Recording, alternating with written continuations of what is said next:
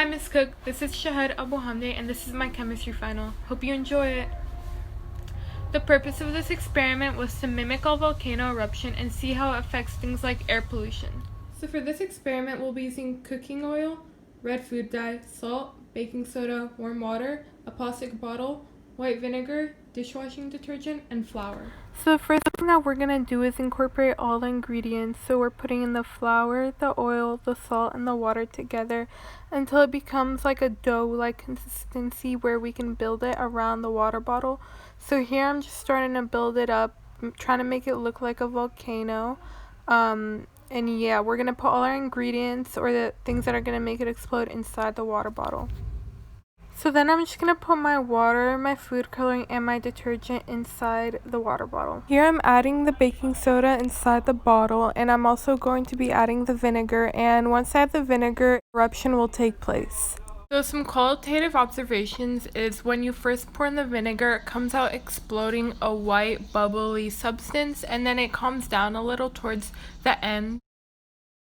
Our bottle was 8 inches tall and 2.5 inches in diameter, and we put in 1 cup of vinegar and 2 tablespoons of baking soda. So for my discussion today, I decided to talk about the effects that a volcano eruption has on the air. When a volcano erupts, it can release many different things. It can release sulfur dioxide, carbon dioxide, or hydrogen fluoride. When sulfur dioxide combines with water vapor, it can create acid rain, which is rain that has a high concentration of sulfur. This acid rain is very harmful to organisms and can even cause deforestation. Sulfur dioxide is one form of air pollution that comes from volcano eruptions. Another form is carbon dioxide. Even though humans breathe out carbon dioxide every day, volcano eruptions release a heavy amount of it. This can lead to increased temperatures of the earth or global warming. When it comes to our air in general, there are many different ways that it can be polluted. There are many natural occurrences that happen that pollute our air, and there's also human-related things that happen that pollute our air, and we can do to reduce air pollution. One thing humans can do to decrease air pollution is burn less fossil fuels. When coal, oil, gas, or any other factory-related material is burned, it releases fossil fuels. When fossil fuels are burned, they can release nitrogen oxides, which are harmful to the environment and can cause smog and acid rain. Some human-related activities that release fossil fuels are the driving of trucks and cars, coal-powered power plants, and large industrial factories. A big way to help reduce the burning of fossil fuels is by saving electricity. This can mean not using the air conditioner or heater as much, or it can even mean just turning off a light when you're not using it. We can also maybe think about using more planet-friendly car. So instead of burning gas and releasing those fossil fuels, we can use an electric car. Now, on the other hand, there's some natural causes of air pollution as well. These can include volcanic eruptions like we talked about before, wildfires, and wind erosion. Wind can have a pretty big effect on air pollution because depending on the area, there may be more dust present in the air or there may be more fires caused by that wind.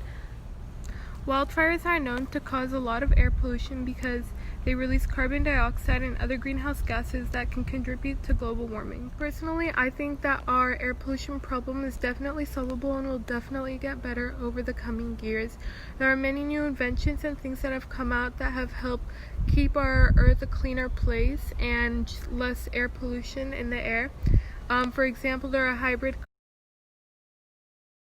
that use mostly electricity, so there's not as much gas and fossil fuels in our air.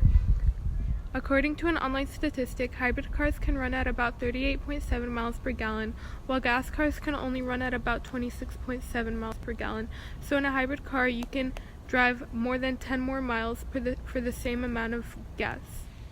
So in the end, yes, I definitely think our air pollution situation will get better. I think people just need to do more research and be more aware of what they're doing and how it's affecting the earth, and I think more people should switch to electrical products or hybrid products like hybrid cars.